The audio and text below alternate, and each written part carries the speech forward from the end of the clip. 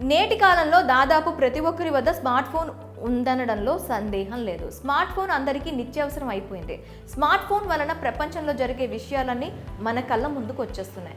మారుతున్న టెక్నాలజీ కారణంగా smart phone అనేది ఎన్నో రకాల ఫీచర్లతో వచ్చేస్తుంది. మనకు సంబంధించిన చాలా పనులు కూడా స్మార్ట్ ఫోన్ ద్వారా చాలా ఈజీగా జరిగిపోతున్నాయి. స్మార్ట్ ఫోన్తో కావాల్సినంత వినోదం కూడా లభిస్తుంది. అందుకే ఉదయం నుంచి రాత్రి దాకా అందరూ ఈ స్మార్ట్ ఫోన్లోనే మునిగి తేలుతున్నారు. బ్యాంక్ పనుల నుంచి వివిధ రకాల దరఖాస్తులు, ఇలా ఒకటేమిటి ఎన్నో రకాల పనులు స్మార్ట్ ఫోన్లో చేసుకునే వెసులుబాటు వచ్చేస్తుంది.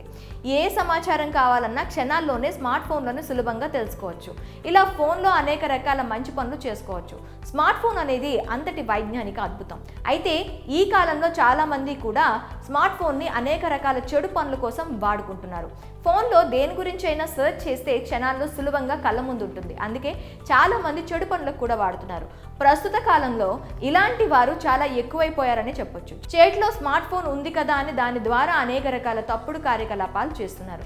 వారు చేసే పనుల గురించి ఎవరికి ఏమీ తెలియదని భావిస్తున్నారు. చట్టవిరుద్ధమైన పనులను చేస్తున్నారు. అయితే మీరు కూడా మీ ఫోన్లో ఏదైనా చట్టవిరుద్ధమైన పని చేస్తే ఖచ్చితంగా కఠిన శిక్షలు తప్పవు. మీరు జైలుకు కూడా వెళ్ళే అవకాశం ఉంటుంది. మరి ఫోన్లో ఎలాంటి పనులు చేయకూడదో ఇప్పుడు చూద్దాం. చాలా మంది చాలా సులభంగా చేస్తున్న పని ఎలాంటి అనుమతి లేకుండా ఇతరుల ఫోటోలు లేదా వీడియోలను షేర్ చేయడం. ఇది గోప్యతా ఉల్లంఘన, ఇంకా పెద్ద నేరం కూడా. ఈ నేరం చేస్తే జైలుకు వెళ్ళే అవకాశం ఖచ్చితంగా ఉంటుంది. ఈ పని వలన తీవ్రమైన పరిణామాలు తప్పవు. అందుకే ఫోన్లో ఇలాంటి పని పొరపాటును కూడా చేయకండి. చాలా మంది పైరసీ సినిమాలను చాలా ఈజీగా డౌన్లోడ్ చేయడం లేదా ఇంటర్నెట్లో అప్లోడ్ చేయడం వంటి పనులు చేస్తుంటారు. ఇది చట్టవిరుద్ధం. ఇలా చేస్తే జైలు శిక్షతో పాటు ₹1,00,000 జరిమానాను కూడా విధిస్తారు. మీరు పొరపాటున కూడా గూగుల్లో బాంబు తయారీ విధానం గురించి తెలుసుకోవద్దు. అలా చేస్తే పరిణామాలు చాలా తీవ్రంగా ఉంటాయి. గూగుల్ అటువంటి సెర్చ్ చేస్తే మీ సమాచారాన్ని భద్రతా ఏజెన్సీలకు ఇవ్వచ్చు.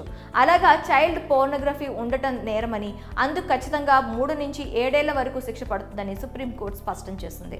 పిల్లల అశ్లీల చిత్రాలను చూడటం ఫోక్స్ చట్టం ప్రకారం అతిపెద్ద నేరంగా పరిగణించబడుతోంది. కాబట్టి ఫోన్లో ఇలాంటి పనులు అస్సలు చేయొద్దు. ఈ విషయంపై మీరు ఏమైనా అనుకుంటున్నారు? కామెంట్ రూపంలో తెలపండి.